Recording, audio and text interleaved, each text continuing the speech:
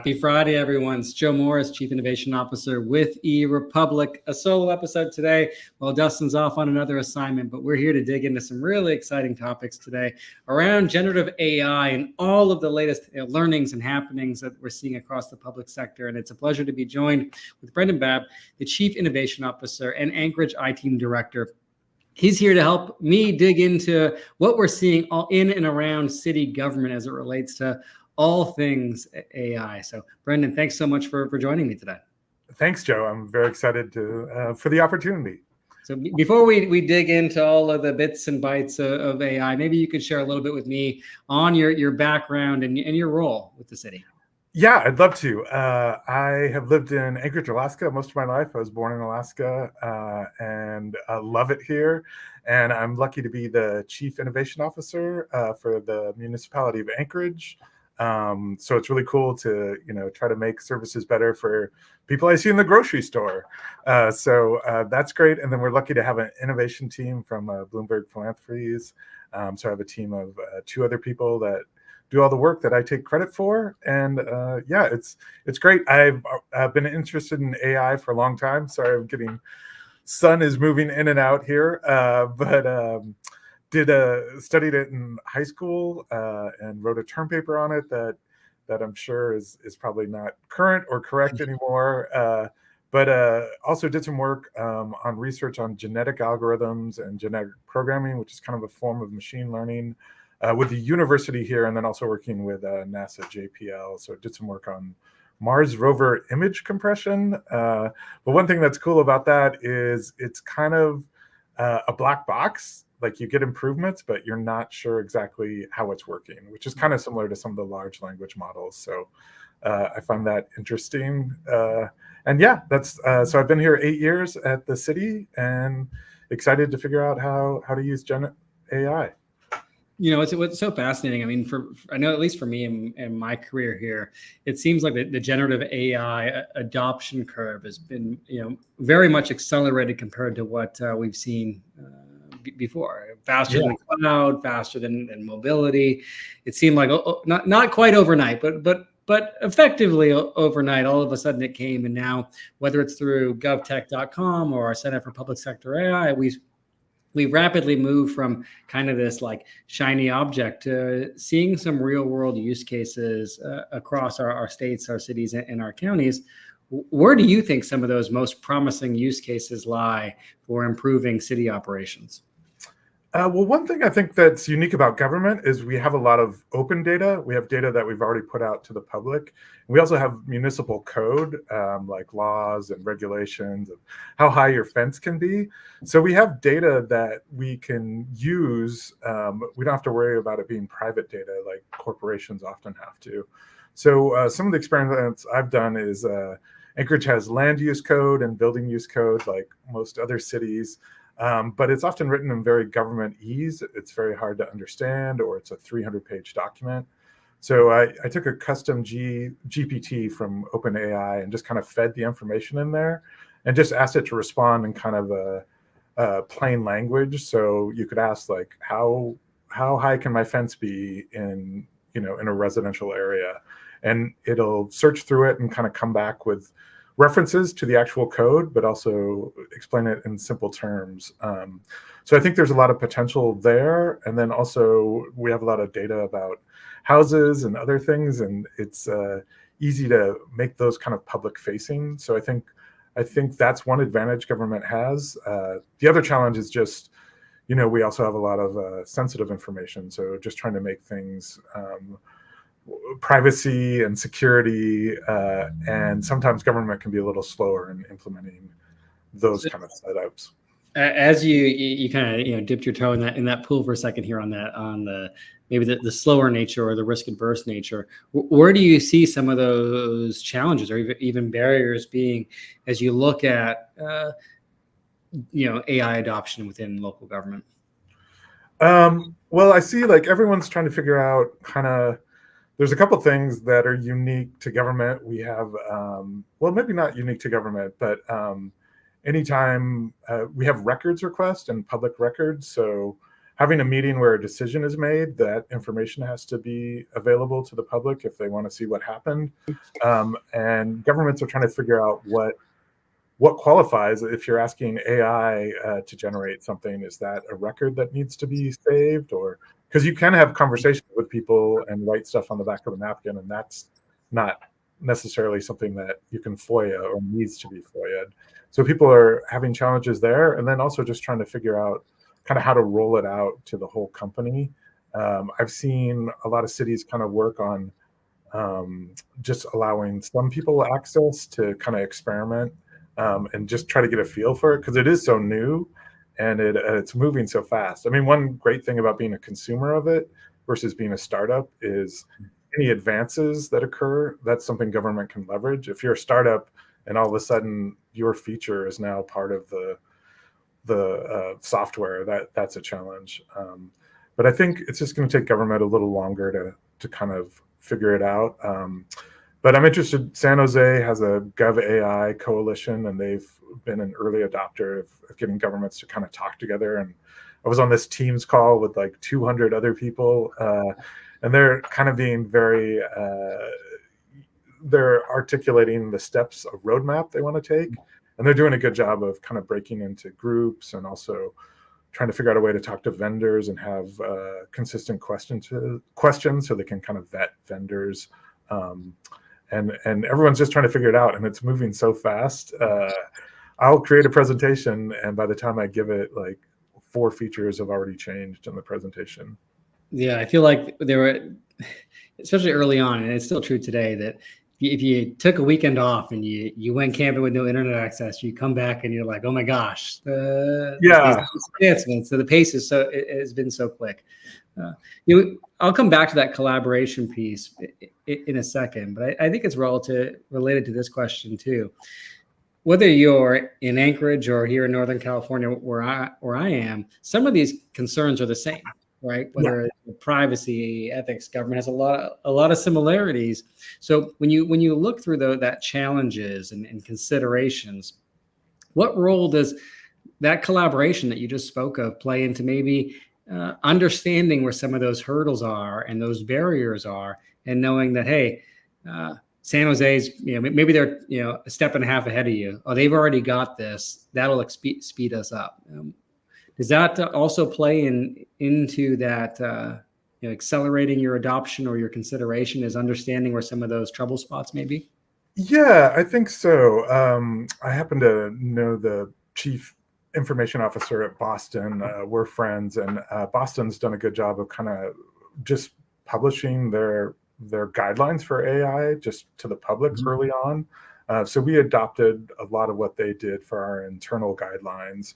And just listening to other cities and states, New Jersey is really doing a good job of just trying to figure out how to train all their government employees.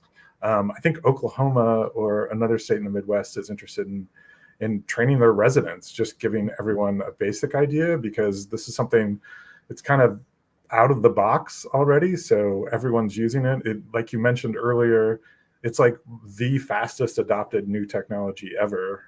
So everyone has some familiarity. And it's been great talking to there's a City AI Connect from Johns Hopkins University, and you have to have a government email address to join it. So the idea is just to have kind of local government people safely talking with each other versus having vendors in the space at this point, but trying to figure out what challenges they're having and share those with each other. And that's great, because often people will think of stuff you haven't even thought of yet. Yeah, that's one of my favorite dynamics of being in this space, right? Is the ability to steal those good ideas and collaborate and push each other forward. You mentioned Boston earlier, you mentioned San Jose, you mentioned the guidelines, but like, how important is it that ability for cities, counties, just peers to come together and shape those best practices and steal those good ideas? I think it's my favorite thing about government. I've worked for AMD. I've worked for academia. When you're working for a corporate company, you you really can't share ideas. You have to keep that secret. We had Intel right across the street, and we were very like protective. And then working in academia, you also like don't want to share your ideas until you publish them. But government, it's like I can see someone and say like, hey, I like your suit. And they're like, oh, hey, let me make you a suit and tailor it for you, because everyone in cities wants to help people in their city, and they're really excited if it helps someone else in another city. So that collaborative environment is just great, because yeah, you can just steal. I mean, it's great for Anchorage. I've stolen ideas from tons of other cities, and they're happy to like tell me how they do it. Like we've had a lot of snow recently. I was talking to Syracuse last week about how they're doing stuff with GPS on snowplows, and they're just really happy to collaborate. And so that's kind of my favorite part is it's true collaboration. You don't have to be guarded. You kind of, everyone wants the best outcomes. Yeah, no, I love it, and I like the competitive spirit that does exist a little bit too. The neighboring cities, the neighboring counties, all kind of, there's a little bit there, but that does fade away a bit more than you do see in the private sector. To your point, as you look at that partnership dynamic, and you hit on it a little bit earlier, there's that government to government collaboration, but so much of this is also on that collaboration with industry. Right? Yeah. And so much of those innovations that you see on the daily are being led out of that community. So how do you see partnerships and collaborations coming together from some of the communities that you've mentioned, whether that is the tech industry, whether that is these academic institutions coming together to advance this conversation? That's a great question. I think some of the large companies like Microsoft, OpenAI, Anthropic, Meta, they're all working on models and improving things all the time. I mean, one funny thing is government can be like, oh, we want to hold off on AI, but a lot of the products that we're already using are having AI put in them. So it puts a lot of pressure just to kind of come up with policies on the fly. I think right now, some of the large companies have an advantage in terms of they've been working on it a while, but I think they're going to need to collaborate with the users as well. And then I think also residents need to be involved and just kind of figure out what they want or what kind of warnings they want, or just, I think people are okay if AI is being used. If you just say like, hey, like yesterday I rewrote a bio for some conference using AI. But if you just say like, oh, I used AI to rewrite this, or kind of have labels on it, but I think it's going to be kind of a collaboration between vendors. Because the weird thing is everyone's excited about it, but use cases are kind of slowly coming along. I'm experimenting with hypothetical use cases or just trying stuff, but they're slowly coming along. So everyone's excited, but then when people ask you what exactly you're going to do with it.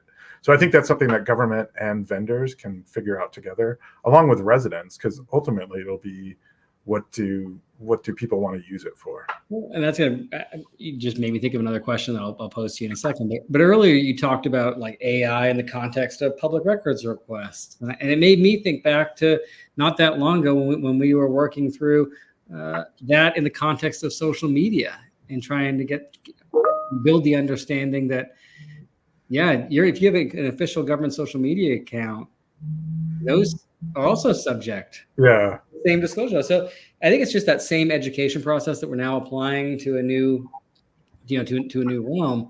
But what you just talked about is fascinating to me in terms of like the resident aspect, right? So do you think that there's a role for city governments, state governments, just government at large, in terms of helping residents also build up that AI literacy? I do. I think I haven't figured it out for Anchorage. I'm kind of following the lead of other cities and states. California is also talking about providing some kind of basic literacy. I've been impressed. Baltimore had something for their city employees just on data literacy. So just kind of like, oh, this is why data is important. When you're doing this, this is what we're going to use it for. And I think this has come on so fast that it's just useful for educating your residents how to use it, because I don't think it's going away.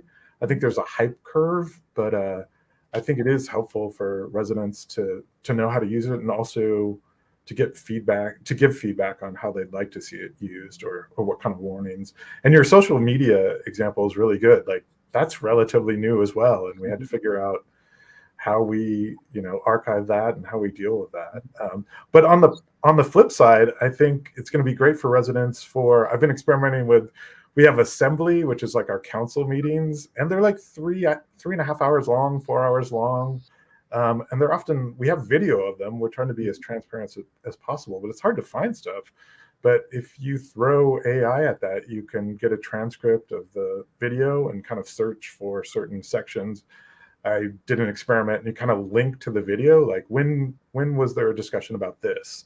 And one experiment I'd like to try, I don't think we're quite there yet, is kind of color commentary. I saw someone do something where they had two commentators just on a soccer video game in real time. But I think you could do that with council meetings, where it's like, okay, now they're voting on the amendment to the amendment, and the other person could be the color commentator and be like, this is important because last summer this got voted down, or just kind of add more context for residents so they can more easily understand what's going on. Because I've spent 8 years on this, and I'm still confused sometimes when we're in a meeting. So, and I think that you're seeing that evolution of that experience already, right? And we see that both in the priorities that we get out of our digital cities and county surveys. There's focus on the resident experience and trying to remove some of that complexity from the process. And AI is certainly can be a force multiplier there to do just that.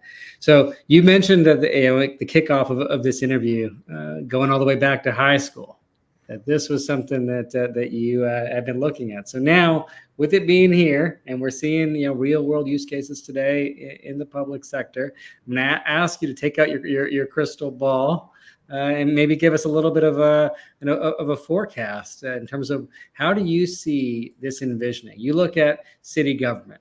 I don't know if it's 10 years. That seems a little far out, but you look at like the next 3 to 5 years.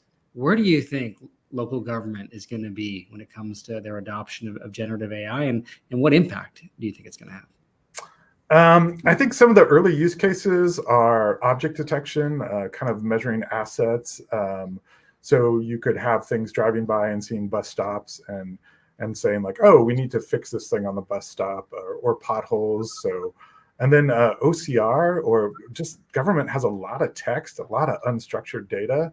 And the ability to handle that, I think, will be a big change in terms of, I saw one proposed use case is like, oh, we have utility bills from 5 different utilities, and we want to know how much energy we're spending. Can there be a way to kind of scan that and bring that all together?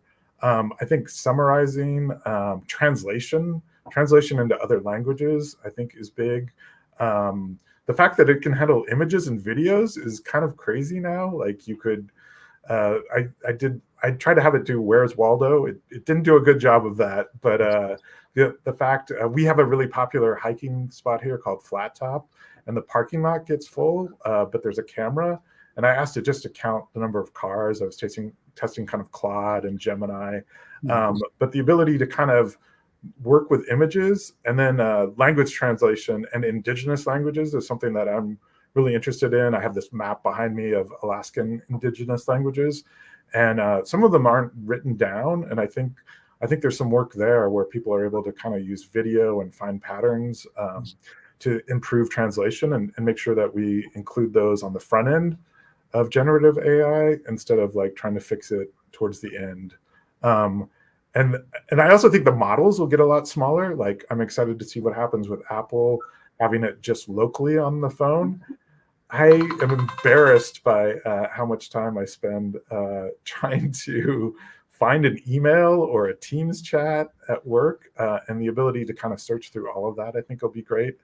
I think the other thing that I'm excited about is kind of machine learning, and some of the work from Google, like DeepMind, like able to detect breast cancer 4 or 5 years earlier. Some of the really, not predictive AI, predictive AI, not generative AI, but some of the breakthroughs there on materials, or just saying constraints, like, I want a battery for the car, but make it out of sand instead of like make it out of something plentiful. I think some of the complex problems we've had are just from my own research, they just have so many variables. They're just impossible to hold in your head.